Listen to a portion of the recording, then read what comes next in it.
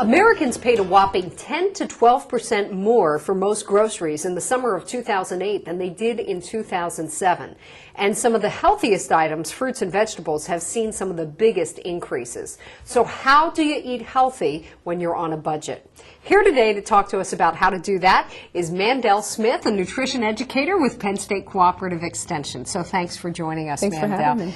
We are officially in a recession now, and everyone is feeling the crunch of the economy. So where do we begin? Well, Beth, the best thing is planning, and you want to make sure that you start with your budget. Take the time to figure out how much money you want to spend each month on food, and then divide that figure by how many times you actually go to the grocery store. So if you're going, say, once a week, divide that by 4. Right. So that you don't overspend. And you want to stick to that budget when you go out to the store. Okay. How about other planning? Well, you want to make sure that you make a grocery list, and you need to develop a list of foods that you're going to prepare, your meals and your snacks for the whole week. Once you prepare that list or that menu, you want to go through your pantry and check what you have on hand already so you can kind of check that off. And once you do that, you can come up with your grocery list. And we have an example of a grocery list here. It certainly does not need to be a printed formal list. No. But it does need to correspond with your menu. You need to make sure you write it down. Okay. And stick to it. All right. Does it matter where you shop? Yes. That's really important. You want to make sure that you're going to a grocery store that's giving you the most for your food dollar. Okay, and you say very important, take our coupons. Yeah, you want to clip your coupons, read the store ads, find out what's going to be on sale. When you're using coupons, you want to make sure that you are not buying things that you were not planning to buy, and that just the coupon because you had a coupon is the best. You're getting the best buy with that. You also say unit price is something to pay attention to, and I think a lot of people aren't even aware of this. We have an example of this here. This is tomato puree, and we have a 15-ounce can for $1.09 or a 20-ounce can for $1.65. But yeah, well, the unit price is really important because it's going to tell you how much you're paying per pound, per ounce, per gallon, per quart, whatever, for that item. And that's really how you know how much you're spending. And you can tell if you're spending more or if the larger one is going to be a better buy. So here we have $1.16 per pound, excuse me, or 94.3 cents per pound. Exactly. So you can definitely tell that the larger one is the better deal. Right. Okay. How about buying generic brands instead of the name brand, the store brand? Well, the generic brands, the store brands are really a good buy. And we have some Usually, examples. the store brands, you're going to get a really good quality with that. Then the nationally advertised brands, usually... And you're not paying for all that advertising. You're not paying for the advertising, and it's a good buy. You say the time of day that you shop or when you shop can actually save you money? It really makes a difference. Don't go to the grocery store when you're hungry. So it has nothing to do with the sales at a certain time. It has everything to do with your stomach. Well, you go to the grocery store when you're hungry, you end up buying more food, you buy more convenience things. So and maybe things that aren't as healthy necessarily. Eat a snack before you go to the store. Okay, all right.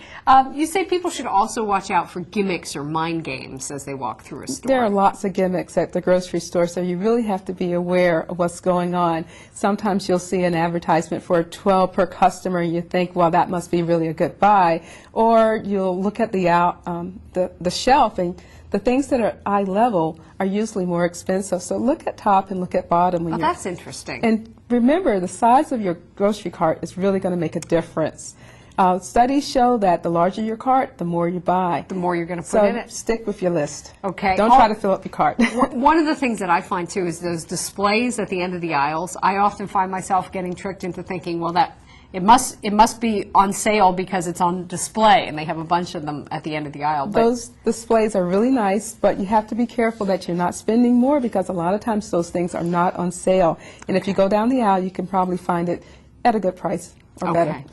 We always hear shop the perimeter of the store. Why is that? Well, that's where the fruits and vegetables and produce are. And you also find your meats and your dairy foods there in the perimeter of the store. When you start getting down the middle aisles, that's where you're going to find more convenience foods, snacks, high-fat, processed foods. Produce is more expensive. I think that's something that a lot of people struggle with. And you have some tips for buying produce at a cheaper price. Well, some of the main tips to remember, you can buy things like apples, already bagged oranges, things like that. They're usually less expensive if you buy them that way. When you buy apples, single apples, you're going to pay a price per pound. and that's going to be a little bit more expensive. And you say buy what's in season? Buy what's in season. I mean, if you think about summer and corn is so fresh, so plentiful, it's really sweet, it's the best time to buy it. So, buy things that are in season. Okay, and if they're not in season, then? Frozen is a great option. Frozen vegetables and fruit are really healthy, so, try that.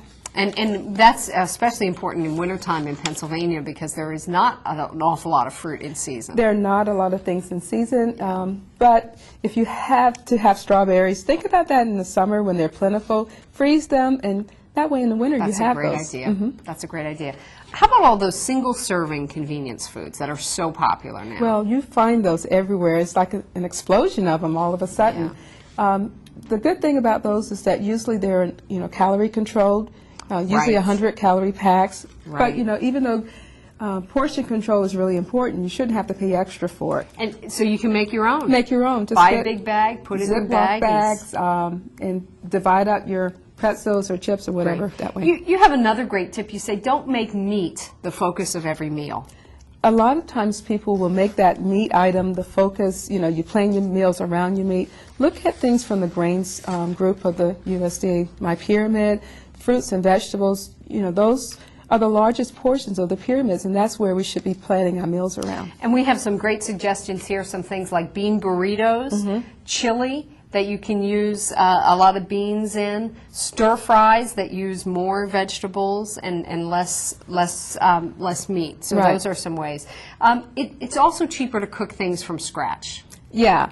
Those convenience foods that are already prepared for us are really going to add up in cost. So you want to make sure that you are, finding things that are really simple that you can prepare yourself.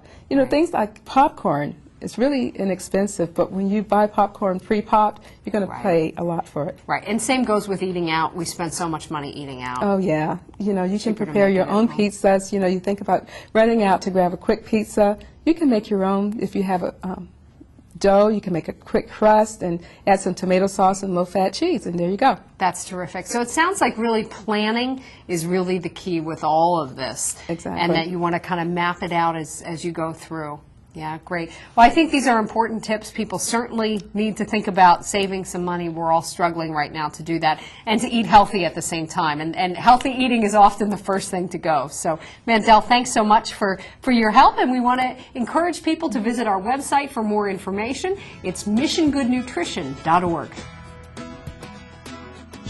Everyone is trying to save money these days, especially with the rising cost of food. But there's some simple tips that can help. Start by planning out your meals for the week and then develop a grocery list and be sure to stick to that list when you head to the store. Don't shop when you're hungry. That'll encourage you to buy things that aren't on the list. Instead of buying convenience bagged items, buy a big bag and make your own. And remember to shop produce that's in season. It'll be cheaper. Otherwise, consider buying frozen.